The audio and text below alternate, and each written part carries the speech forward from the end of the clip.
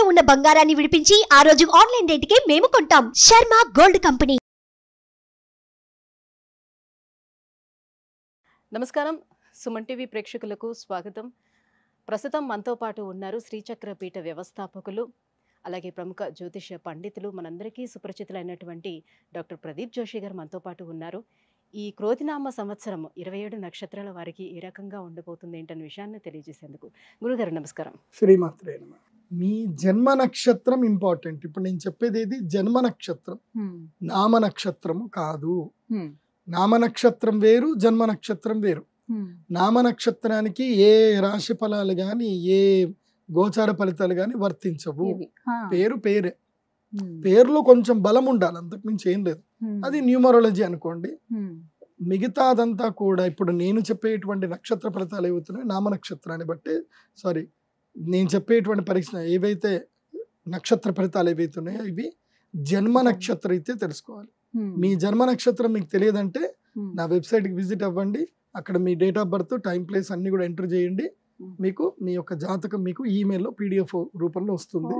ఇది 500 పేజీలకు పైగా వస్తుంది. డే టు డే రిపోర్ట్ తో సహా వస్తుంది. అంటే ఈ రోజు ఏం జరగబోతుంది, రేపు ఏం జరగబోతుంది అనేది సూచన ప్రాయంగా డే టు డే రిపోర్ట్ తో సహా వస్తుంది. సో అది మీరు స్వీకరించవచ్చు. మీ జన్మ నక్షత్రం అక్కడ నుంచి తెలుసుకోండి. పేర్లను బట్టి ఇప్పుడు శ్రీనివాస్ అని పేరు ఉంటుంది, అందరూ తులారాశి అని చెప్పేస్తారు. కాదు. ఇప్పుడు వెంకటేష్ అంటారు, వేవో కాకి మృగశిర నక్షత్రము అంటే ఇది మిథున రాశి అని చెప్పేస్తారు. కాదు.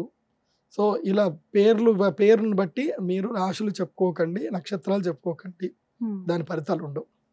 సో ఇప్పుడు ఈ సంవత్సరము క్రోధినామ సంవత్సరంలో ఒక్కొక్క నక్షత్రం వారికి ఎలా ఫలితాలు ఉన్నాయో చెప్తాను. అందరూ జాగ్రత్తగా వినండి. మీ జన్మ నక్షత్రాన్ని బట్టి మీరు నోట్స్ రాసుకోండి. గురుగారు, పూర్వాషాఢ నక్షత్రం వాళ్ళకి ఈ క్రోధినామ సంవత్సరం ఎలా ఉండబోతుంది, వారి గుణగణాలు ఎలా ఉంటాయి, ఇంకా ఎలాంటి పరిహారాలు పాటించుకుంటే ఈ సంవత్సరం అంతా వాళ్ళు కూల్గా ఉంటారు? శ్రీ గురుభ్యో నమః. శ్రీమతి,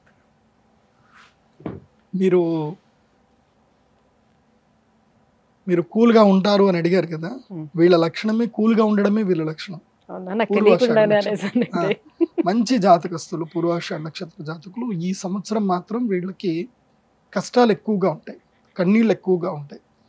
అనుకున్న వాళ్ళు అయిన పనులు ఏవి జరగవు, అన్నీ డిలే అవుతాయి, మోసాలు ఎక్కువగా జరుగుతాయి. ముఖ్యంగా అన్నదమ్ములతో కలహం ఎక్కువగా ఉంటుంది. ఎవరైతే అన్నదమ్ములు దాయాదులు ఎవరైతే ఉంటారో వాళ్ళ మధ్యన పేచీలు తగాదాలు వస్తాయి. తర్వాత అనారోగ్యం కూడా ఎక్కువగా ఉంది ఈ సంవత్సరం పూర్వాషాఢ వారికి. సో పూర్వాషాఢ నక్షత్ర జాతకులకు ఈ సంవత్సరంతో రాజయోగం అయిపోయింది. మే 10వ తారీఖుతో రాజయోగం అయిపోతుంది. సో మే 10 లోపలని మీరు శ్రీ మహాలక్ష్మి యాగం చేయించుకొని ఆ అమ్మవారి ప్రసాదం తీసుకొని మీ పన్ను మీరు చేసుకుంటే ఇవేవి అనర్థాలు జరగకపోవచ్చు. కానీ ఈ సంవత్సరం మాత్రం సరికొత్త శత్రువులు పుట్టుకొస్తారు. పూర్వాషాఢ నక్షత్ర జాతకులు కొత్త శత్రువులు పుట్టుకొస్తారు. వీళ్ళు వ్యక్తిగతంగా చాలా ఉదార స్వభావము, కరుణ స్వభావము, చాలా దీనంగా ఉంటారు, చాలా గ్రౌండ్ టు ఎర్త్ ఉంటారు, అందరినీ ప్రేమగా పలకరిస్తారు. వీళ్ళకి దాదాపుగా ప్రాబ్లమ్స్ రావు. కాకపోతే వీళ్ళని అందరూ వాడుకోవడం ఎక్కువగా ఉంటుంది. వీళ్ళని అందరూ వాడుకుంటారు. వీళ్ళకి ఎవరైనా ఏదైనా వీళ్ళకి కొట్లాడడము కోప్పడడం రాదు. వీళ్ళకి సరే పోన్లే మనం ఏం చేస్తాం అని సంభాలించుకొని పోతారు అంతే. ఎవరైనా జీవితంలో అడ్జస్ట్ అవుతారు, బాగుంటారు, వీళ్ళ వల్ల మనకు సమస్యలు రావు అంటే అది పూర్వాషాఢ నక్షత్రం. ముఖ్యంగా కుటుంబ సమస్యల్లో ఎంత పెద్ద సమస్య రాని దాన్ని ఈజీగా సాల్వ్ చేసుకొని ఎలా సెట్ చేసుకోవాలనే వ్యక్తిత్వం ఉండేది మాత్రం పూర్వాషాఢ నక్షత్రం. అందుకోసం మేము ఎప్పుడైనా ఏదైనా పెళ్లి సంబంధంలో అమ్మాయిది పూర్వాషాఢ నక్షత్రం అంటే కళ్ళు మూసుకొని పెళ్లి చేసుకోండి అని చెప్తాం. ఎందుకోసం అంటే ఆ అమ్మాయి వల్ల ఇంట్లో ఏ తగాదాలు రావు, ఆమె అందరినీ సెట్ చేసేసుకుంటుంది అనమాట. సో అలాంటి నక్షత్రం మంచి నక్షత్రం, మితంగా మాట్లాడతారు. ఎస్, వాళ్ళు ఎక్కువ సీరియస్ తీసుకోరు, వాళ్ళకి ఈగోస్ ఉండవు. పూర్వాషాఢ నక్షత్రం ఈగోస్ ఉండవు. ఎదుటి వాళ్ళ ఈగోని సాటిస్ఫై చేస్తూ ఉంటారు. అలా పని నడిపించుకుంటూ వెళ్ళిపోతూ ఉంటారు. చాలా కొంతమంది వాళ్ళ జాతకంలో శనిగ్రహం కనుక లగ్నంలో ఉంటే దీనికి ఎగ్జాక్ట్గా ఆపోజిట్ ఉంటారు. లగ్నంలో శని ఉన్నా కుజుడు ఉన్నా ఎగ్జాక్ట్గా ఆపోజిట్గా ఉంటారు ఈ నక్షత్రం. అయితే ఎదుగుదల ఎలా ఉంటుంది లైఫ్ అది వాళ్ళ జాతక ప్రకారం చూసుకోవాలి. కానీ ఈ సంవత్సరం మాత్రం పూర్వాషాఢ నక్షత్రం వారికి స్టాప్. ఈ సంవత్సరం ఏం బాగలేదు. శత్రువులు పుట్టుకొస్తారు, రుణాలు ఎక్కువ అవుతాయి, ఖర్చులు ఎక్కువ అవుతాయి, ప్రయాణాలు అనవసరంగా చేయవలసింది ఉంటుంది, అయిన వాళ్ళు కూడా దూరం అవుతారు. ఇలాంటి కొన్ని అయితే జరుగుతాయి. దాని విషయంలో మీరు జాగ్రత్తగా ఉంటే సరిపోతుంది. ముఖ్యంగా మీరు అమ్మవారి యొక్క ఒక ప్రత్యేకమైన తంత్ర పూజ ఉంటుంది. అది రియల్ ఎస్టేట్ వ్యాపారం ఎందుకోసం అంటే వీళ్ళకి లక్ష్మీ యోగము జన్మతః వచ్చేస్తుంది వీళ్ళకి. పూర్వాషాఢ నక్షత్రం వాళ్ళు ఎవరు కూడా బిలో పావర్టీ ఉన్న వాళ్ళు ఎవరైతే ఉండరు నాకు తెలిసి.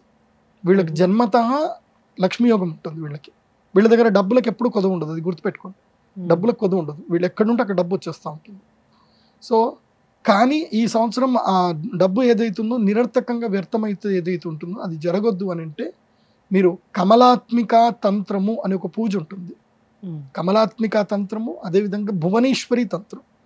నాకు తెలిసి మోస్ట్ ఆఫ్ ద ఫిల్మ్ ఇండస్ట్రీలో ఉండేవాళ్ళు, తర్వాత డైరెక్టర్సు, ఆ తర్వాత రియల్ ఎస్టేట్ వ్యాపారస్తులు, వాళ్ళంతా కూడా పూర్వాషాఢ నక్షత్రంలో నాకు ఉన్నారు తెలిసిన వాళ్ళు. కొంచెం ఫిల్మ్ స్టార్స్ కూడా నా క్లయింట్స్ ఉన్నారు. కాకపోతే నేను నా ఫిల్మ్ స్టార్స్ ఎవరు నా క్లయింట్స్ ఉన్నారో నేను ఎక్స్పోజ్ చేయను.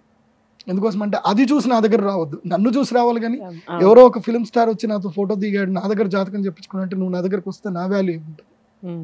నేను అట్లా ఒప్పుకోను. నేను మీరు చెప్పింది కరెక్ట్ గా ఉందా, మ్యాచ్ అయిందా లేదా, మనం చెప్పించుకోవచ్చా, జెన్యున్ గా ఉందా లేదా అని అట్లానండి. మీకు మీరుగా తెలుసుకోండి. వేరే ఎవరో చూపించుకున్నారు చేసుకున్నారంటే మీరు వస్తారు అంటే అది రాంగ్. అది ఎందుకోసం ఇంకోటి ఏంటంటే వాళ్ళ ప్రైవసీ నేను కాపాడాలి. ఎందుకోసం అంటే వాళ్ళు నా దగ్గరికి వచ్చినప్పుడు ఎవరైనా గుర్తుపెట్టుకోండి, తమ జీవితంలో జ్యోతిష్యుడి దగ్గరికి, అడ్వకేట్ దగ్గరికి, చార్టర్డ్ అకౌంట్ దగ్గరికి, డాక్టర్ దగ్గరికి వెళ్ళి వాళ్ళు పూర్తిగా ఎక్స్పోజ్ అవ్వాల్సిందే.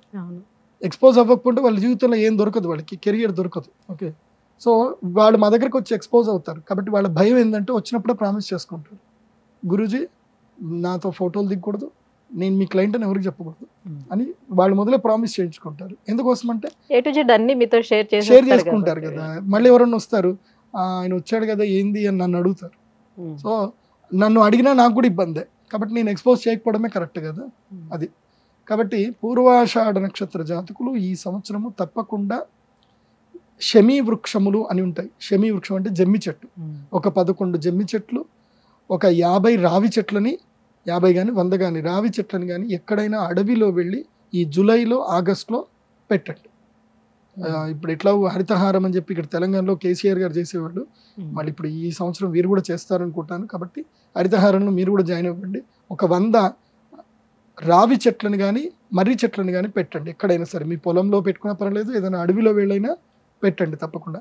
ఆ పెట్టినప్పుడు ఏం చేయండి అంటే అక్కడ పెద్దగా గుంత తీసి వాటర్, వర్షం పడ్డ నీళ్ళు అక్కడ సేవ్ అయ్యేటట్టుగా ఏదైనా ప్లాన్ చేయండి, బాగుంటుంది.